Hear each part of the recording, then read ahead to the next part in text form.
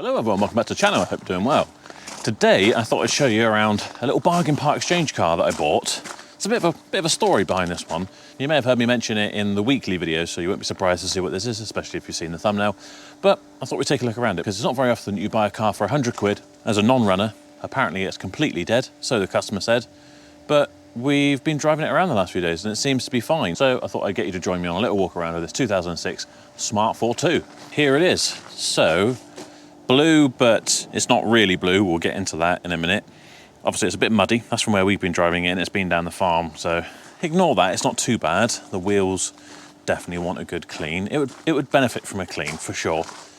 But on the whole, it's not too bad. You can see it's got the towing eye in, and that's because there's a bit of a story behind this car. So let me tell you what's happened with it.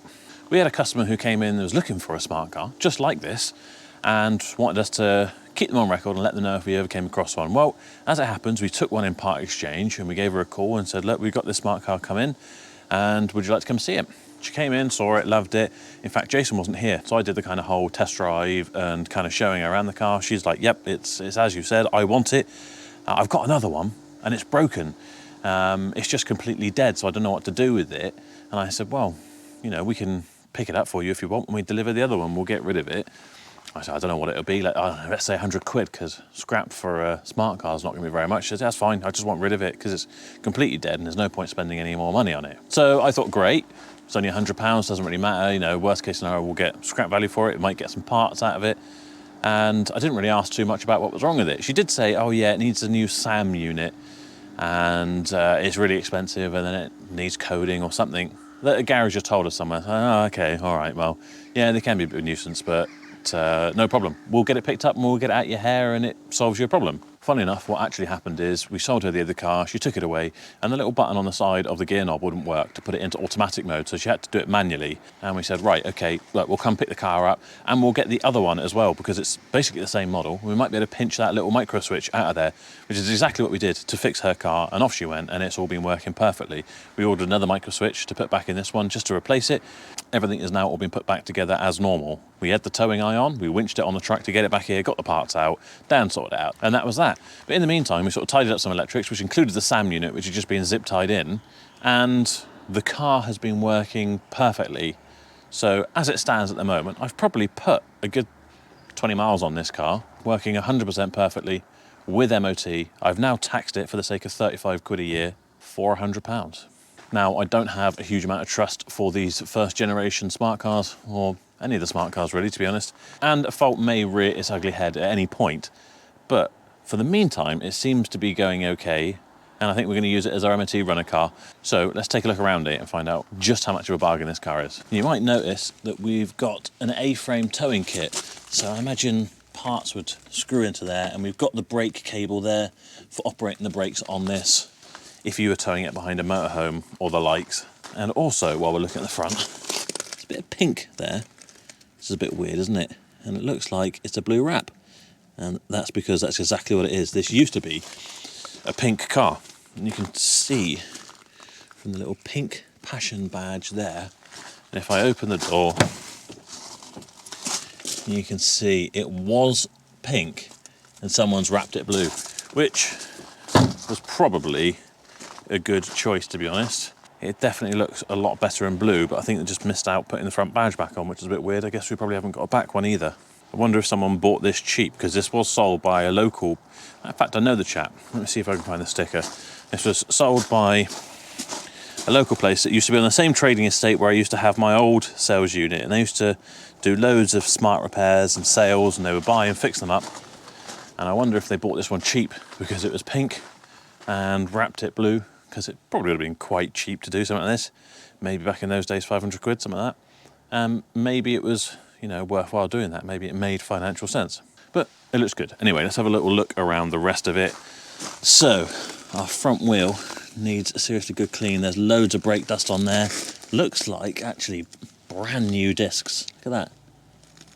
And pads. Absolutely tons of meat on there. So, they've been changed quite recently. Obviously, coming down the side, it's very dirty, covered in mud, but that will clean up all right. Back wheel, we've got drums. Everything looking all right there. Absolutely tons of tread on our Nexon. Didn't check what the front tyre was. I'm going to hope it's Nexon's all the way around. No, it's not. It's a Hankook. So we've got a Hankook, plenty of tread there, but maybe starting to perish a little bit on the front. Come around the back. We don't have a rear badge, but if we were meant to have one, I couldn't tell you exactly where it would be on this first generation of 4.2, but I mean, you can see in here to the exhaust heat shield, they're normally like rusted to hell. Actually looks really good. Still got a Mercedes-Benz of Truro number plate on there, which would have been where it came from originally, I imagine. We'll see what it says on the front. Our side windows are actually in good condition. You can see a bit of crazing. What happens is, because these are plastic, as you can probably hear, they end up just going hazy, like headlights do on cars. You can fix them up, same with the roof, but it's a very common thing to see those just looking very badly sun damaged. Right, this corner, everything looking all right. Again, wheels in really good condition. One little curb mark, and then we've got another Nexon. So I think we have Nexons on the back and Hankooks on the front. Again, really nice condition down this side. It's going to clean up well, I would have thought. This is usually the worst wheel, and hard to tell actually if any of that is I think it might be a little bit of curbing mark there, and maybe there, but it's hard to tell because there's so much brake dust. Really satisfying to clean this off.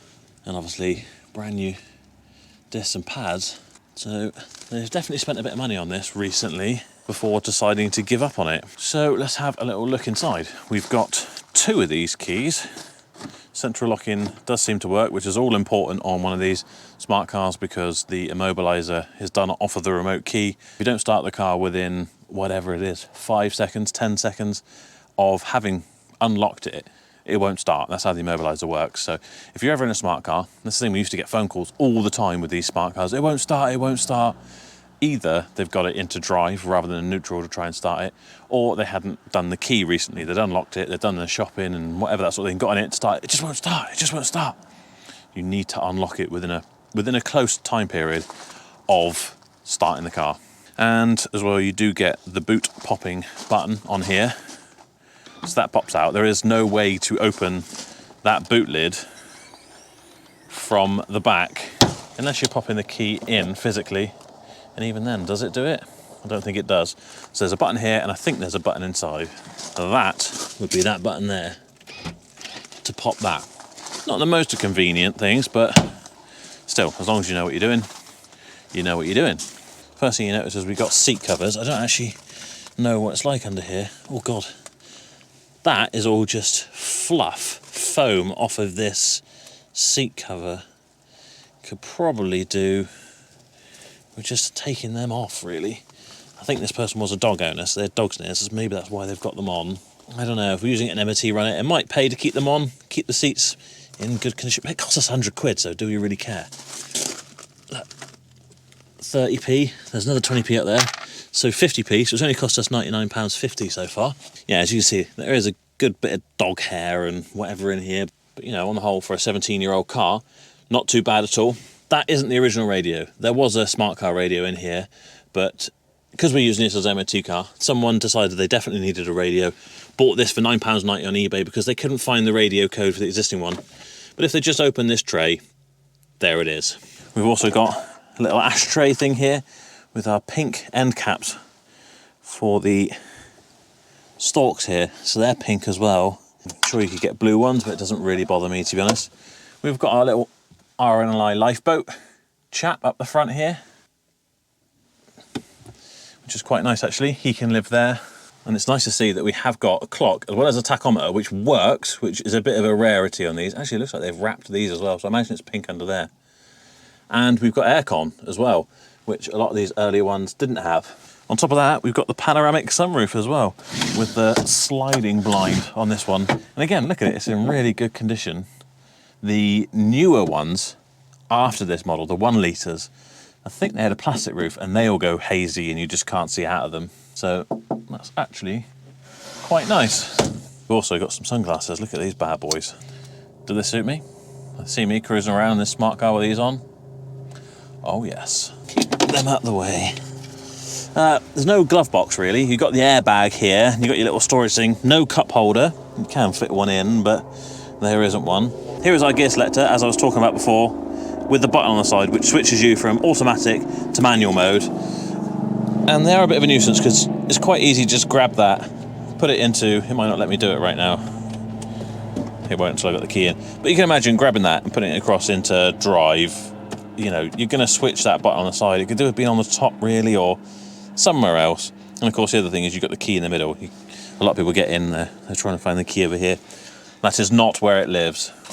Let's check out. Oh, so we've got some kind of eyeliner or something, and another 20p. So it's only cost us £99.30 so far. Got a pair of gloves. What else have we got in here? Something we'll have to access from the back there. Yeah, look, the seats don't look in bad condition. I'm very tempted to just take them off and do away with those. Because yeah, look, they're in really good condition. Actually, these early smart cars suffer really badly from wearing out and getting holes and things in, so why not clean it up? So once you pop your glass lid of the boot, you've got this bottom section, and annoyingly on this first generation, you've got two latches and you have to do them both separately. So you can't just pull that one like you would on the newer 1 litre ones. If you pull that on them, you operate a solenoid and it does both sides, but this one you have to do each of them. Then you have this funky storage section in here usually, or do you? Some of these had like a storage bin in here, but I don't think this one does. I think certainly the cabriolets, you can open that up because that's where you put your roof rails when you've put the roof down, but yeah, I guess this one doesn't. It's quite cool the way they've got these metallic backs on them, isn't it? Right, so what have we got down here? I think that's a warning triangle, and we've got a tea towel. This here should be under the passenger footwell. It covers the battery. That's where your towing eye goes. I guess that's out because they've had the toolkit out and the towing eye and everything. So we'll get that all put back in. What have we got here? It's like horsehair or stuffing or something. But yeah. You actually got a surprising amount of space in the boot. We used to have our 1 litre one that we had cars bought for more signage on. You should use that as a daily driver. Bash was quite happy with a dog bed in there. He used to be able to put his head up, look out the window. Suited him very well. And of course, being a smart car, your engine is under the floor in the boot here. So you lift up your mat. Now look, the engine cover's not actually clipped in properly. It should be hooked under there, which is not. So take that out, lift it off, and there is our smart by Mercedes-Benz engine. Just check the oil. Yeah, it looks okay. They're a bit of an annoying system on these. I think it's these. You have to pump the oil out. You've got to use like a pressurised thing, which we've got the tool here because we used to keep a few of these, but it's not quite as straightforward as your normal service. And I think probably the coolant bottle's in the front under the bonnet, which I'm probably not going to open, to be honest. But that is where your smart car engine lives. In fact, when we said we'd buy this for 100 quid, thinking that it was completely knackered, I thought, oh, maybe this is the time we put a motorbike engine in one. You can see how it would be quite fitting to do that rear-wheel drive of a bike engine in the back, but it seems like we're probably not going to do that with this one. Let's try and get this engine cover in properly. God knows who was in here last doing this, because it's not a hard thing to do, really. There we are. You've been getting loads of noise coming up from that. That goes back down. Lovely. Right, let's hop inside and have a look at the paperwork. Right, so as I say, we've got our 2 keys. We've got our V5. It's had 5 previous keepers. It's not too bad at all for its age. And then it looks like we've got a load of service paperwork. In fact, yeah, there we are. All the brakes and everything that we were talking about has just been done 2 months ago by a garage who's just up the road from us. So they had front brake pads, front brake discs, offside rear wheel bearing, near side front suspension ball joint, rear brake wheel cylinders, anti-squeal grease, brake and clutch cleaner and fluid cleaner. Well, that's just the consumables they've charged them for. That bill came to £609.74. So I don't know if that's the same garage that was diagnosed as being basically broken and needing a SAM unit, because I don't think that's the case. I wonder if we'll find any paperwork in regards to that. Because it's crazy to think they've just sold this to us for 100 quid because they want rid of it. Only a couple of months after they've just spent 600 on it. It's bizarre. Interestingly though, when you look at where they've auto-filled out the information for this car, it comes up as a Smart Fortwo Pink Edition. So even though it's been wrapped, it's still going to show up as a pink car. They had a new battery with a 2-year guarantee back in March of this year. This would be the MOT. Yeah, this is the most recent MOT. So a tyre obviously underinflated, offside front, brake pads front, wheel bearing and suspension. So basically, where was that done? Yeah, that was done somewhere other than the garage that did the work. So they had the MOT done in one place, and then they've taken it to another garage to get all that stuff done.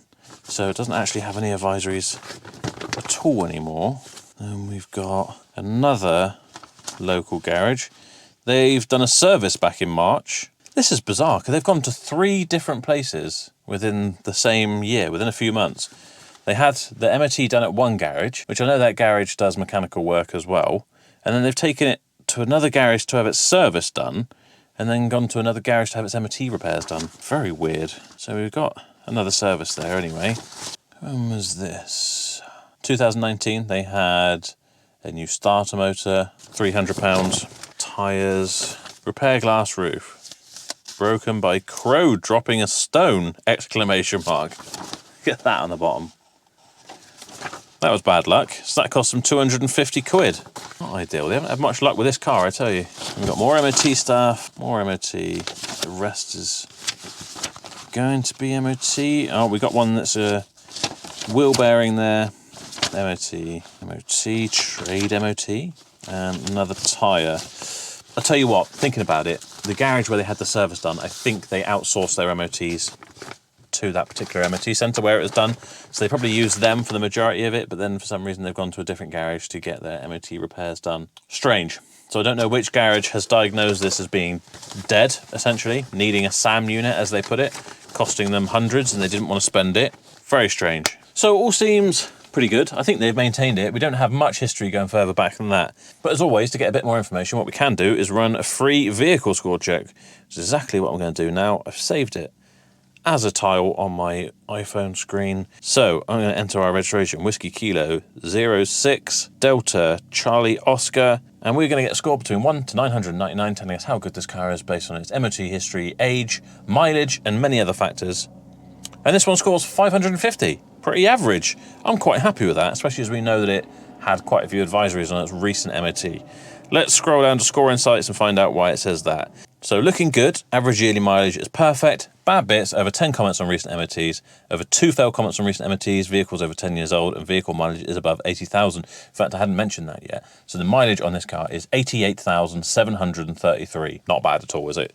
Then if we head over to the MOT section, well, we know about its previous MOTs, but we can see a bit more information still. MOT pass rate, 64%, not bad. MOT pass count, 14. It's failed 8 times. And then most importantly, we've got the mileage tracker, so we can look to see that mileage is always going up or at least staying the same. It's not dipping down, and that would tell us that perhaps it's been clocked at some point, but this one is looking pretty good. Of course, if you were going to buy this car privately or from a dealership, it's always worthwhile doing a car history check, which Vehicle Score has got you covered for. Starting with their Salvage Plus report for only £2.97, or their Ultimate report, which is just £8.97. It's going to check everything you want to know about a car, whether it's been imported, exported, used as a taxi or a hire car, whether it's been written off, whether it's got any outstanding finance on it or loans against it. Interestingly, whether it's had a colour change, which it might show up on this one. It's going to give you loads of information and peace of mind when it comes to buying a car, that you're not buying something that's actually worth a lot less than you're paying for it. And of course, if you use my code SHIFTINGMETAL15, you will get 15% off, making it just £7.62.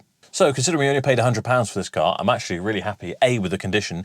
Paperwork's not too bad either, and our vehicle score's pretty good as well. So it's just a case of driving it and finding out how that goes. So let's head out on the road. Right, let's go. I do actually quite like these first generation smart cars. They're not as refined as the second generation. They don't feel as kind of modern and up together, but I think they feel nippier. They feel a bit rawer. You can...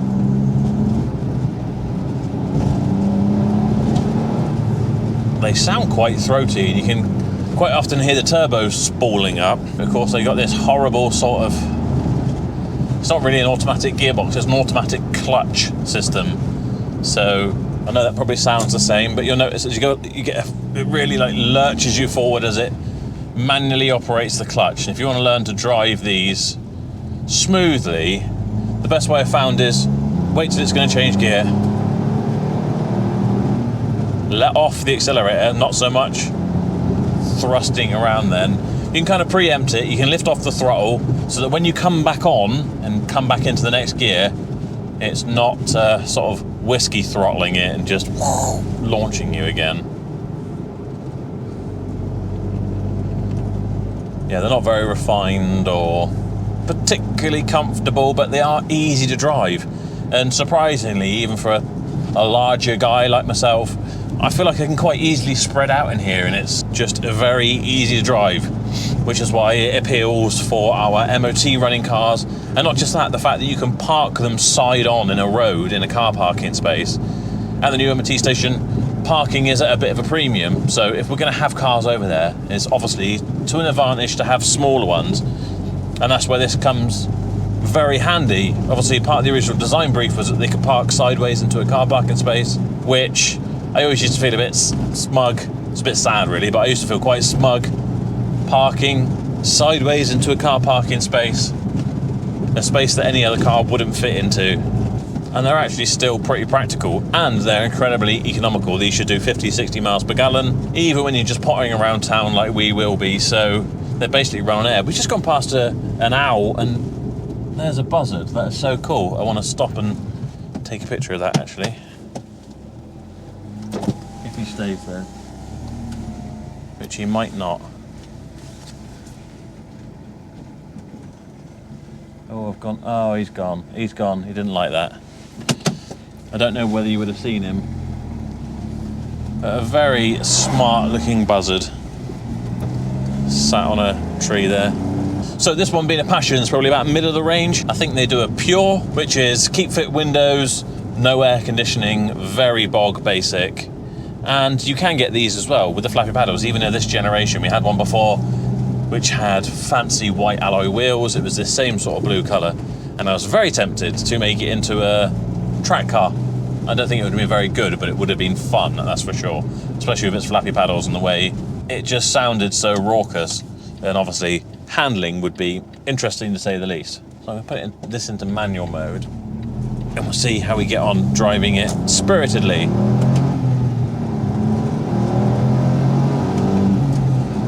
.6,000 RPM.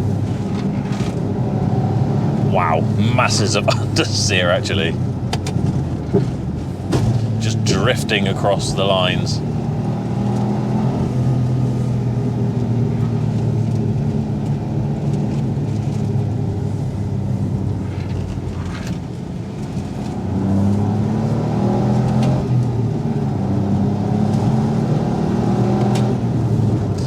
There we are. It's certainly no sports car, is it? But I think they're quite fun, really. They're just bizarre little things, aren't they? Normally I like to spin around here and head back to have more fun through the lanes, but I don't think that's really necessary on this occasion. We'll head back through Brean, see the delights of Brean in winter, and discuss our smart car a little bit more. I imagine smart cars are probably a bit of a Marmite car, aren't they? Some people hate them, some people love them.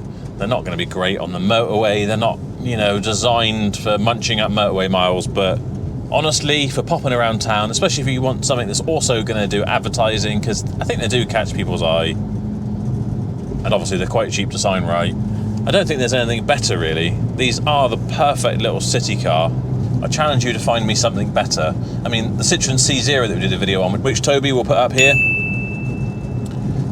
again, would be great for popping around a city, but it's just not as small, as compact as this. Yes, you can get more people in it, but usually, is that what you want when you're popping around a city? Either way, love them or hate them, I don't think you turn one down for 100 quid in working order. I still haven't figured out what the issue was, other than it supposedly needing a SAM unit. I don't even know what a SAM unit is. I imagine it's some kind of ECU. The only things I've noticed is I think there's a bit of a knock from the front. I think it wants a drop link. But, you know, so far we would have spent, let's say, 20 quid on a drop link and maybe 10 quid on a micro switch to get this gear knob working properly. We got a car with MOT that we've taxed for another 35 quid. It's not often you can get a year's motoring for 180 quid, is it? So I am very happy. I think what we ought to do is just take this back, we'll get the guys to give it a clean up, and then you can see what it looks like fully freshened up. Before we do head back though, I know there's going to be a handful of people in the comments saying, oh, you ripped that woman off and you should give her some more money now then, etc. Well, it may still have a fault that just hasn't presented itself yet. It's pretty common with these smart cars that they just go wrong at some point. They just cut out or they won't go into gear. So we may just be being lucky so far with everything that's happened. B, this wouldn't have been about more than £500 in part exchange with us anyway, going by cap valuations. So it's not a huge difference. And the fact of the matter is the customer just wanted rid of it. They were happy to see it scrapped basically. And they're happy with the transaction. So, you know, no one's losing out. Just a case of win some, lose some, I guess. But I know there's still going to be an element of you in the comments who aren't happy, but that's just business, I'm afraid. The amount of times I've given a fixed price for a part exchange car and then it turns out it's got X amount of faults. But you don't see me chasing after the person that I got it from to say, do you know what, I want another 500 quid off you because you didn't tell me that the gearbox didn't go into third gear and it needs a clutch. That's just how the cookie crumbles sometimes. Anyway, let's get back to the garage, we'll get it cleaned, and then I'll show you this when it's all freshened up.